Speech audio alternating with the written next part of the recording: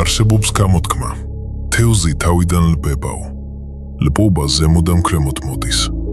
როცა თავი ჩამპალია, სისტემაც ლბება. როცა ხელმძღვანელი იტყუება, ყველა იტყუება. როცა უფროსი იპარავს, ქვეშევრდომებიც იპარავენ. სტანდარტს ზემოთ მდგომი ადგენს.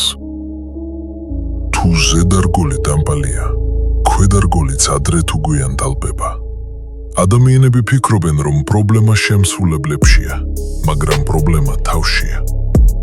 თუ თავი ცუდია, კარგები მიდიან, რჩებიან მისნაირები, ან უარესები.